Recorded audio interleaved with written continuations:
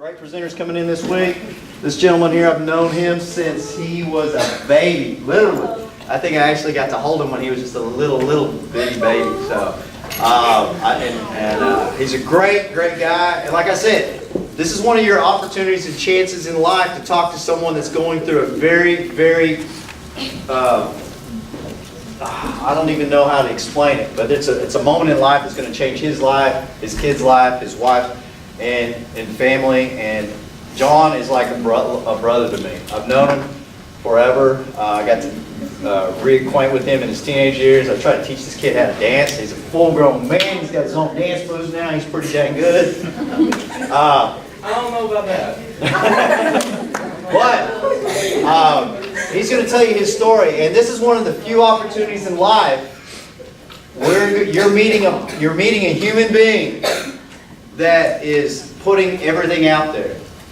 His shield, his defense mechanisms, his armor is coming off tonight because he wants to share his story with each and every one of you guys, because it may make a difference in your life, directly with yourself, or indirectly with a family member or a relative or a friend. John, I love him, and I've been here for him since he's been going through his problems and his troubles and all this other stuff. But I've been a part of his life even when he didn't have any problems. So what he's going to share with you, I want you guys to open your ears, open your heart, and listen to everything he has to say. Okay? Because when I was talking about respecting everyone in here, because we're all family, whether you know it or not, you're connected to me. And you're connected to John, so this is a relative right here to you, because as natives, we are all family. So, with that being said, I'm going to hand the floor over to Mr. John Knight, and he's going to share his story with you, and then him and I will do a little Q&A, a little question and answer, and then we'll take questions from you, from the audience, if you have any real good questions, because I think you're going to be enlightened by his story. John, the floor is yours. Thank you, sir. How y'all kids doing today? Good. My name is John Knight. I'm a proud Seminole Indian, and I'm here to talk to you today about the choices that we make that have an impact on our lives. All right. Well, starting out with my story, I was born July 18th, 1979 to Teresa Riley, and she was walking with me when I was 4 months old from Tahlequah walking to Seminole. When she made her way to Seminole, she found herself at Bland Coker's house, which ended up being my grandpa in later years, but at the time he was our second cousin. And well, he took us in because we was homeless, and we stayed there for a couple of weeks. And she was also struggling with she was recovering from an incident that happened 13 months before, to where she got raped, beaten, and left for dead on the side of the highway. And during that time, she had to learn to walk and talk again while she was pregnant with me. Okay, so she was hitchhiking with me, made it to Seminole, and we stayed at Bland Coker's house, and he, took us in, and we stayed there. And well, she came to a point where she knew she couldn't take care of me, so she decided to leave, and she wanted to leave me with them. And at the time, Bland Coker had a daughter named Patricia Coker. Well, at the time it was Patricia Knight, and she was interested in adopting me. And so right then and there, the Knights and the Cokers became my family. And during that time, I grew up kind of normal. Yeah, I mean, I thought it was normal, but y'all can decide. And I grew up. My dad's name was Bill Knight. He was an awesome guy, but him and my mother got a divorce when I was very young, about 2 years old. And but he was still in my life. I went and seen him several times on the weekends and stuff, every chance I could. But back at home with my mother, There was a lot of men that was in and out of their life, and there was two of them that really stuck out. One of them was a guy by the name of Bill Brady. And, well, I don't remember him all that much, but what I do remember is one day we were sitting there in the bedroom. I was watching my mother put on makeup. She was getting ready to go somewhere. And then he was directly behind me, laying on the bed, messing with a gun. And right about that time, just bam, hear a loud gunshot, and I turn around and I see him grab his chest like this and fall face forward in the bed. And my mom picked me up from behind and ran me out the bedroom, handed me my sister Kitty, and she had to run me next door to my grandpa's house. And well, needless to say, although the guy survived, him and my mother did not stay together very long after that. And well, the next guy that she ended up getting married to was a guy named Orty. And he was a nice guy, but he also had his own demons that he was fighting with. He had a drinking problem, he definitely had an anger problem, and he had a cocaine problem. And it wasn't just but a week after him and my mom got together, he took a lot of my stuff and my mother's stuff and took it in the front yard and burned it all up. And so that's how their relationship started, but they still ended up getting married. And there was many crazy incidents after that, because, you know, he was an abusive man, and he used to take it out on my mom and beat on her quite a bit. And the first time that I attempted to help her, and I remember swinging on him, he threw me off of him, and it ended up me and my mother running out the back door, jumping the fence and running across this field, and it was pouring down rain. And we was trying to make it up to my grandpa's house, and he was, you know, I hear him screaming in the background, and as we're running, I start hearing a bunch of gunshots. And I'm sitting there thinking to myself, what is this man shooting at? And then I started hearing the sounds of ricochet coming by my head, and we was running behind several buildings right there, and you could hear loud slaps across the building, and that was the bullets hitting the buildings. And when we made it up to my grandpa's house, I was beating on the door, trying to get him to, you know, answer the door, and we figured out after a couple of minutes that he wasn't there. So we did the only thing that, you know, we could was he had a storage shed up there, and we hid underneath it because he came up there walking around looking for us, and we're in the bottom of this storage shed filling up with water with a wallered out hole, and we're hiding in it, waiting for the cops to show up. Well, when the cops finally showed up, they counted the shell casings, and he shot at me and my mother 36 times. Luckily, he didn't hit us, but they didn't even take him to jail. In fact, they just made him leave for the night, told him to come back the next day. Well, my mother still stuck with him, and there was a lot of incidents where he had a 24-hour business to where a lot of times he was called out in the middle of the night, and he would wake me up sometimes in the middle of the night to do record calls, but when there wasn't record calls, he'd make me go steal semi-trucks with them. And we'd cut them up and, you know, and salvage the parts that he was keeping. And we did a lot of this off and on, and this went on for quite some time, and it was that same year that I stuck a shotgun in my mouth wanting to end my life because I had a hard time dealing with the, you know, realities going on at my house.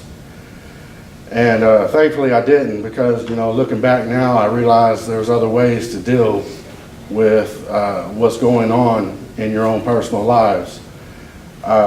You know, finding people to talk to, because it's amazing just what, you know, getting it off your chest will do. But at the time, you know, I didn't feel like I had anybody to talk to.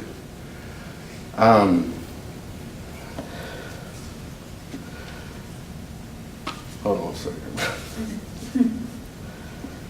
And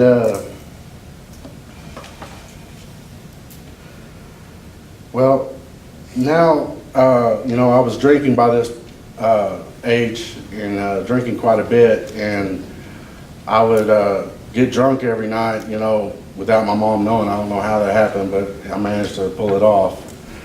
And but the next morning I'd wake up, you know, feeling just as depressed as I was before I started drinking. And then it turned to me finding weed, Mary Jane, whatever y'all call it these days. I smoked a lot of weed, and it helped me cope with, you know, what was going on at the house. In fact, it made me forget, you know, I didn't really care what was going on. And this went on into school to where, you know, I did not only care what was going on at home, I didn't care what was going on at school. I started skipping school, started cheating on my homework, started cheating on tests. I had this one specific girl that every time I skipped school, she was ready to write me a note pretending to be my mother to get the days that I skipped excused. And I did this all through high school, just cheating myself more or less, going through the motions, instead of finding a healthier way to get through this. Because looking back at it now, if I didn't turn to weed, you know, a lot of people don't look at weed as a bad drug, but from my own personal experience, you got to realize how much it will rob you of your own life and achieving any goals that you have in life. Well, I ended up graduating high school, and by this point, by the time I graduated, I was just ready to get my party on. That's all I did all summer long, was I partied like there wasn't no tomorrow, and that's how I lived my life for several years. And the next year, when I should have been thinking about enrolling in a college somewhere, getting a degree for myself in something, I was being taken to Lexington because I had got arrested a few months before and got charged with some felonies.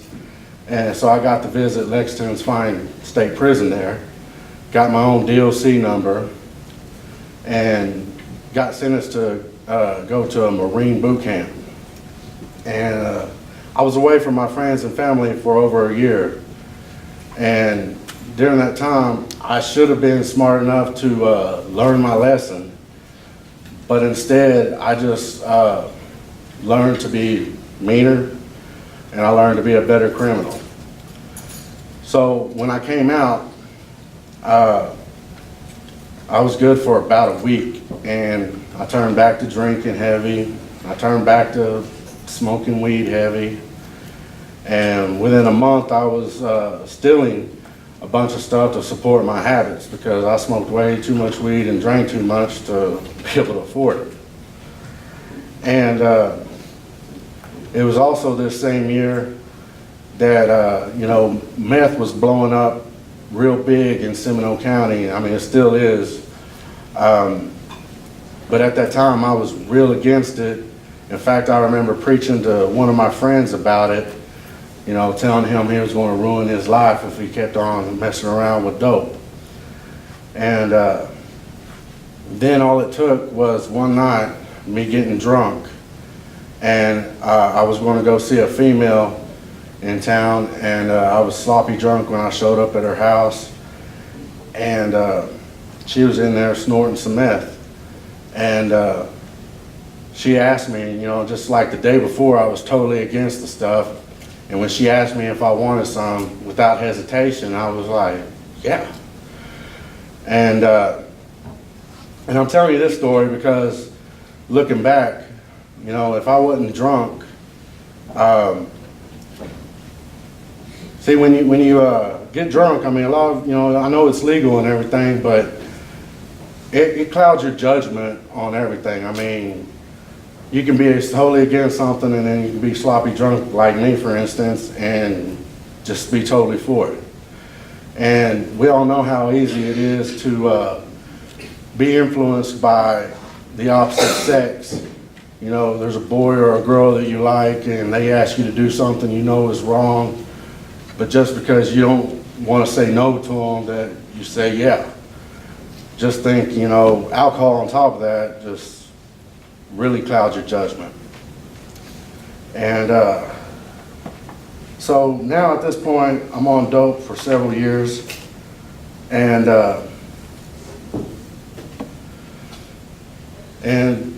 you know, and this went on for, I guess, about 4 or 5 years I was on it, and until I became a father, and you know, then I started realizing that I needed to quit it.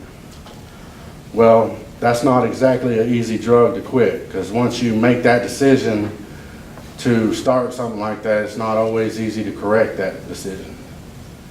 And so eventually I quit it, you know, because I was trying to be the best father I could to my 2 children. But, you know, if you hang on to some of your old habits, such as drinking and weed, it's very easy to fall right back into it. Because, you know, a lot of people say that weed is a gateway drug. Well, it is in a sense, because, you know, if you're high on something, drunk on something, you don't have the strength to say no like you may want to. And so about 4 or 5 years ago, I got right back into dope. And now I'm looking at 25 years what the, you know, city, you know, Seminole County is trying to sentence me to prison, you know, away from my children. And I love my children very much, and that's why I'm up here talking to you guys, because I don't want y'all to make the same decisions that I made. Because when you go down those roads, it's not always easy to come back from it.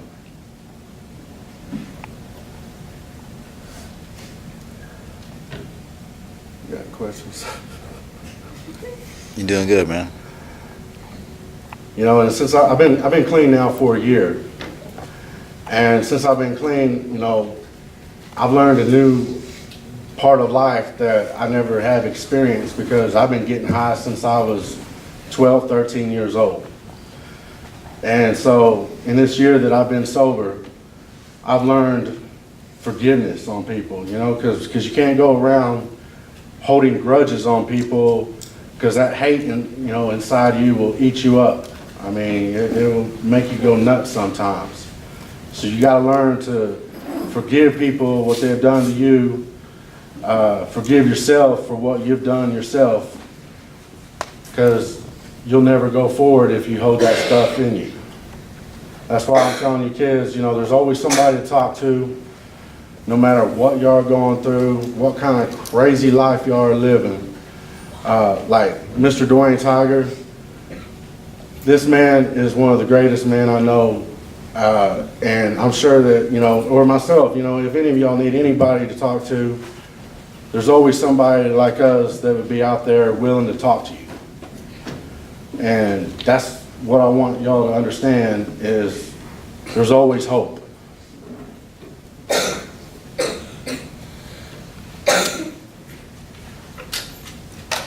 All right, John, thank you for sharing your story with everyone, and I'm going to ask you a few questions now.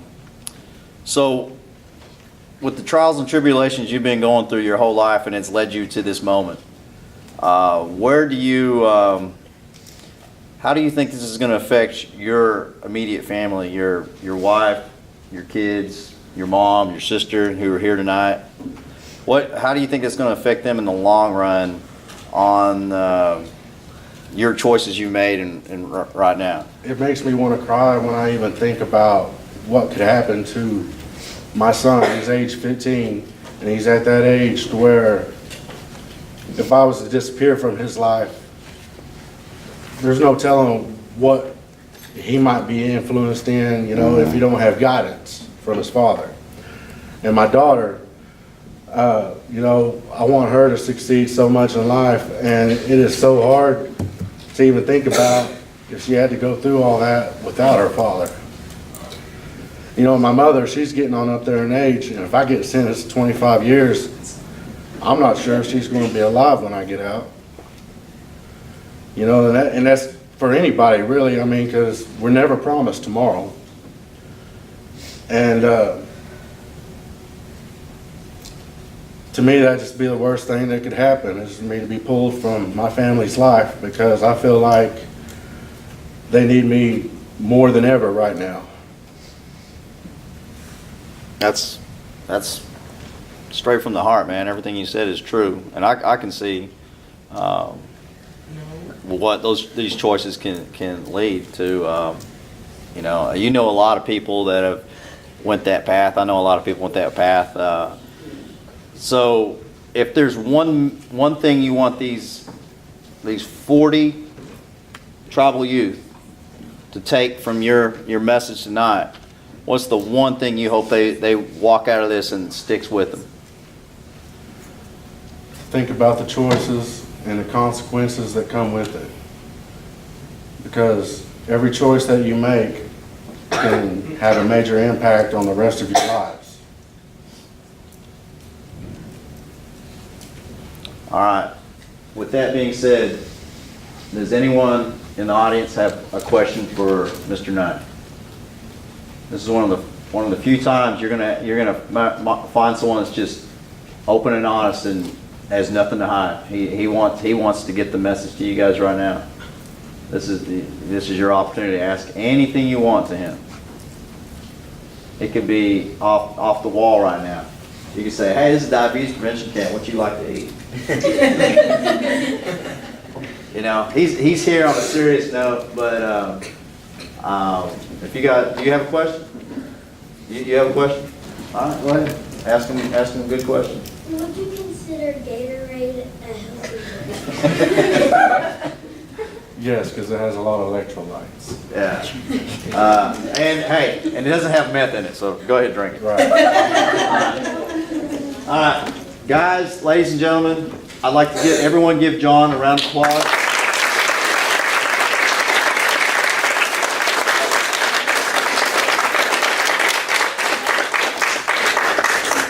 Because what he came in here to do, it means a lot to him. It means a lot to me that you guys open your ears and your hearts to his story. Believe it or not, he's a nice, gentle soul. He's not all. He looks like he can body slam everyone in the room. But I will tell you, he was very nervous, and when I presented the idea to him to come do this, he jumped at the chance, because he really wants to make a difference in the world. And John, I appreciate, and I will tell you, you gave a great presentation and speech, better than some of the college students I'm seeing. So you did very well. If I was going to grade you, I'd give you an A+, man. Bravo. All right. Make it like 1,000.